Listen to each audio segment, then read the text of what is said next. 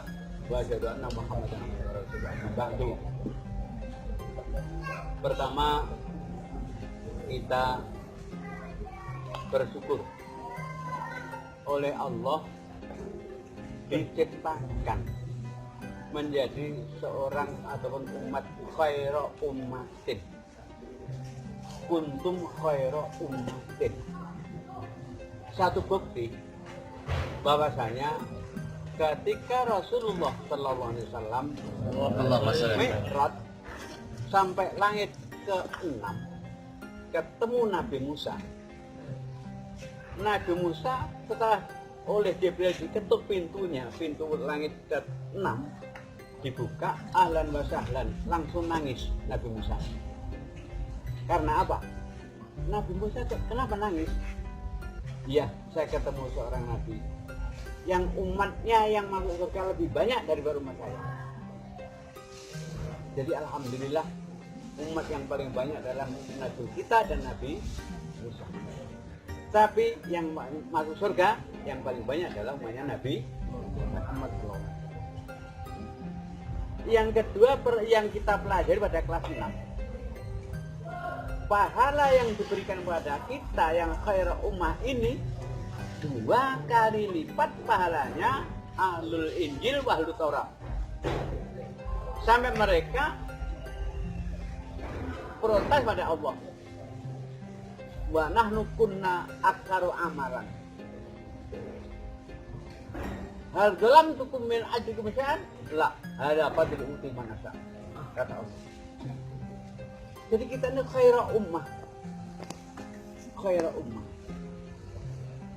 Kemudian kehormatan yang paling hebat adalah seorang nabi kita bisa Mi'raj sampai Sidratul Muntaha. Semua nabi tidak ada. Lah kita umatnya nabi yang bisa sampai Sidratul Muntaha. Bisa berdialog dengan Allah langsung. Nabi Musa pernah bertanya, ya Allah, apakah Allah punya hamba yang melebihi mulianya dengan saya bisa ukal di muka ya Allah? Apa jawab Allah? Ya, nanti di akhir zaman ada Nabi Muhammad, Nabi terakhir, nanti umatnya lebih baik daripada umat ini. Ini perlu kita syukuri, kita menjadi umat yang pahalanya lipat 2 kali. Pahalanya lipat 2 kali. Kemudian kita kesyukuran yang kedua, kita diciptakan ummatan wasafat. Umat sebelum Muhammad, Yahudi perut yang dipikirkan, Nasrani hati.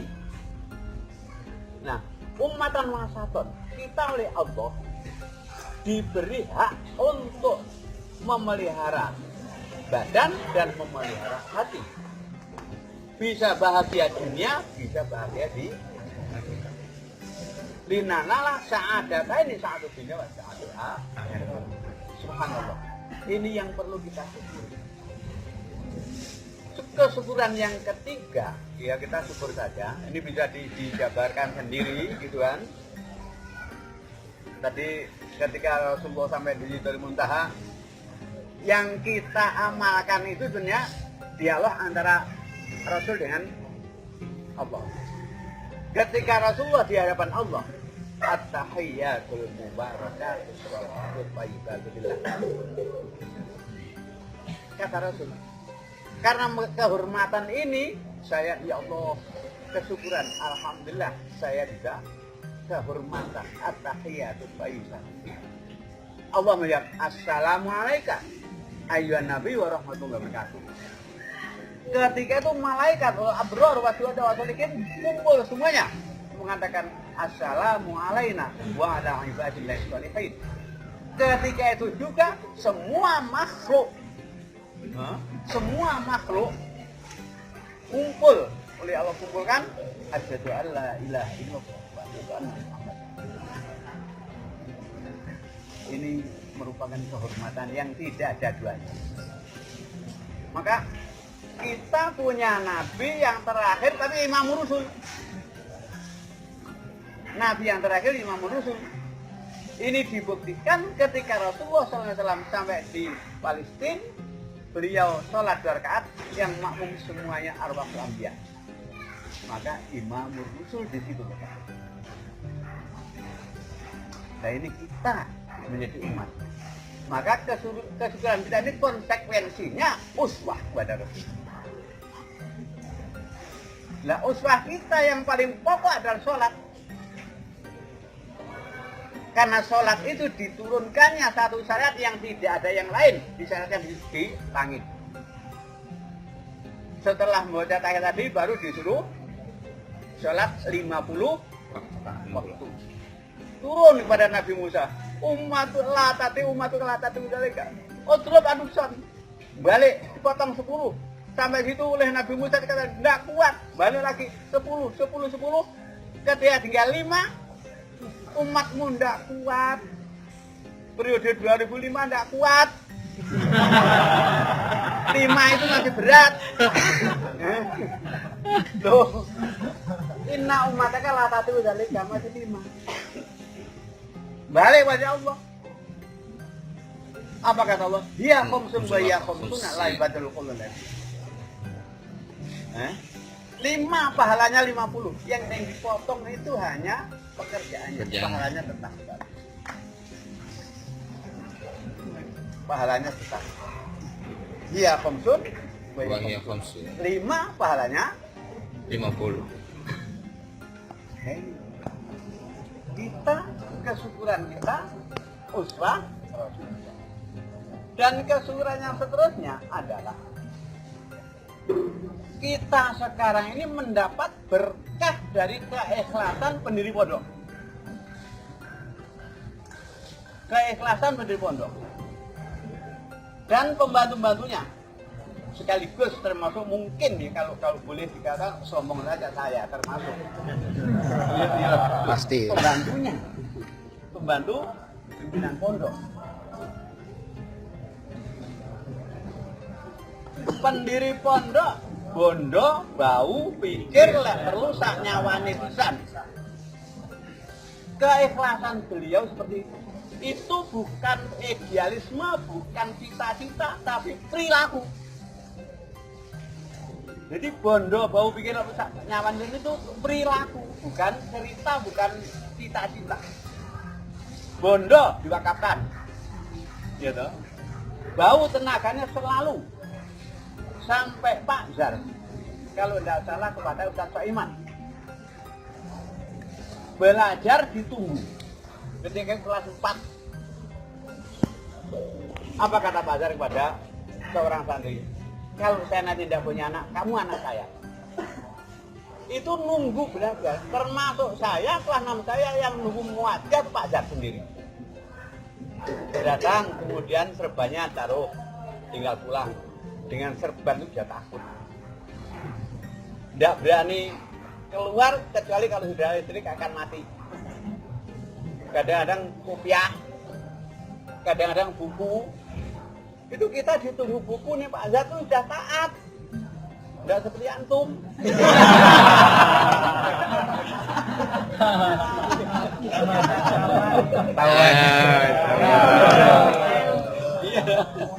Begitu. Loh, ini sungguhan ngomong begitu.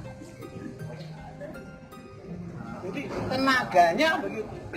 Bau tenaga. Pikiran.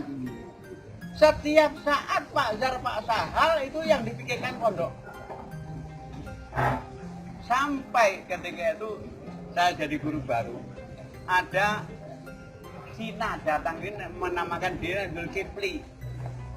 Itu mencuri. Apa kata Pak Sahal? Ketika diadili itu Pak Zar datang, Pak Zar mualaf loh. Pak Zar mualaf loh. Kata-kata saya ingat begitu. Nek perlu sak nyawane pisan. Ini peristiwa 48. Ada pembantaian ulama itu Madiun Ember. 48. Di Dungus sana ada pembandan 18 ulama. Di sana 18 ulama. Jadi monumen sekarang. Termasuk ayahnya Kiai Mas Budi Prambon Madiun. Itu ada cerita bahwasanya Mbah dulu dibunuh PKI di makam di sini. Setelah dibunuh itu ditancapi bambu. Bambunya sudah jadi berbayong. Akhirnya itu ada orang cerita bahwasanya dulu Mbah Yai ditanam di sini. Ternyata dibongkar yang masih ikat pinggangnya. Jadi bukti nyata. Nah, Madiun Eiffel itu pembantaian. Pak Zar dan Pak Sahal sudah ditawan oleh komunis. Besok pagi akan dibunuh. Pada malam hari rebutan mati antara Pak Sahal dan Pak Zar. Pak Zar mengatakan kepada Pak Zar, besok pagi yang ngaku Kiai Gontor saya. Pak Zar yang meneruskan pondok. Pak Zar harus hidup. Enggak Pak Zar. Pak Zar yang punya. Pak Zar yang mendirikan. Pak Zar lebih berhak untuk meneruskan. Saya besok yang ngaku Kiai Gontor yang akan dibunuh saya. Jadi rebutan mati. Nyawa. Nah, akhirnya ada seorang namanya Pak Jamal. Itu orang Jogja yang meninggal belum lama. Meninggal belum lama. Apa kata Pak Jamal? Kalau boleh usul saya mau ngomong. Ya apa? Pak Zar dan Pak Sahal, Pak Sahal dan Pak Zar harus hidup. Besok ada salah satu santri yang ngaku dirinya menjadi Kiai Gontor yang siap dibunuh. Kamu siap Jamal? Siap. Akhirnya pagi-pagi menjelang subuh Siliwangi datang menguasai Ponorogo, telepon dikuasai oleh Siliwangi. Instruksi dari Madiun supaya tawanan secepatnya dibunuh semuanya. Oleh Siliwangi dibalik supaya tawanan dilepaskan semuanya. Ini Siliwangi dari Bandung. Begitu. Jadi selamat beliau berdua. Begitu ya. Jadi bondo bahwa pikir lalu sak nyawani pilihan itu terjadi seperti itu. Begitu. Maka kita sekarang ini ya mendapatkan nikmat berkah daripada keikhlasan para pendiri, para penerusnya. Alhamdulillah kita tinggal bersyukur dengan apa? Berjalan menuju surga melalui pintu Gontor. Kita berjalan ke surga melalui pintu Gontor. Entah dari pintu yang mana terserah. Dari pintu perdagangan, monggo, usaha. Dari pintu ngaji, monggo. Dari pintu sedekah, monggo. Yang sampai sekarang belum pernah ketemu alumni Gontor yang menuntut pekerjaan. Ada? Itulah Gontor bisa mendidik manusia, bisa menciptakan pekerjaan. Minimal.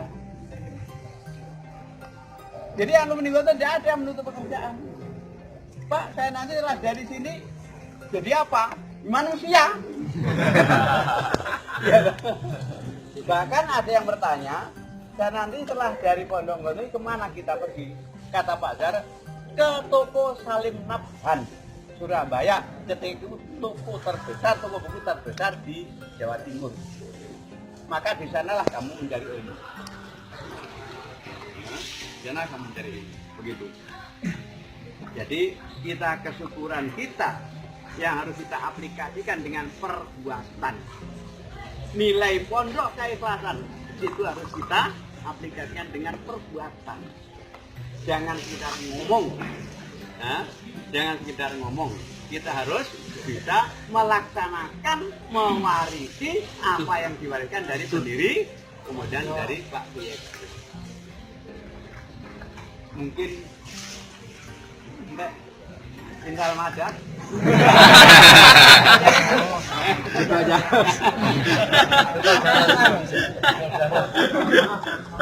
Ayo santai madak. Ayo kita jalan sedikit. Ya, mungkin ini yang saya sampaikan, mudah-mudahan merupakan input tambahan pengetesan baru memudahkan pandangan hidup, ya, memudahkan pandangan hidup kita di dunia ini. Ya. Al-Fatihah.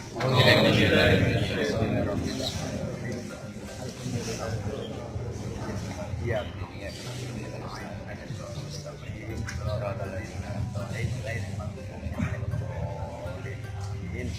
Allahumma salli ala Amin. Ya Rabbana lakal hamdu kama yanbaghi li wajhika Allahumma qulbana bi nuri jatika abadan bi rahmatika ya Amin. Ma'inna ala zikrika wa شكرك يا الله اللهم صل على سيدنا النبي محمد كما انعمت علينا وعلى والدينا وانعم على الصالحين ترضى وتدخلنا برحمتك في عبادك الصالحين يا الله ربنا منا وتب علينا انك يا الله ربنا لا تؤاخذنا إن فينا وأخطأنا ربنا ورحمنا إنك شرف مرحمة حملنا ما لا طاقة به وأعطنا ربنا لا تدع لنا في مقامنا فردا إلينا من ربنا ولا همنا فردا فردا ولا ضالا حمدا ولا آمين اللهم أعنا قوينا في كفاحنا آمين اللهم أعنا قوينا في كفاحنا وزيادنا في آمين اللهم اغفر لنا هدنا لما فيه سعادة يا الله اللهم اجعل جميع خير آمين nah ini barang mudah Allah menjadikan kita berkah batina ya Allah sudah akhirnya Allahumma asin abada ora Rabbana atina hasanah sudah ya alhamdulillah ini saya mendapat mistake artinya kebalikan. Saya mestinya saya dihormati di sana, sekarang saya menghormati di sini. Iya dah. Ya ini alhamdulillah. Saya ya seperti ini saya bisa menghormati antum. Ya sebetulnya informasinya kurang valid. Katanya sekitar 20, jadi maksudnya saya kasih tempat duduk. Ini lain masih itu sih. Kampun ya,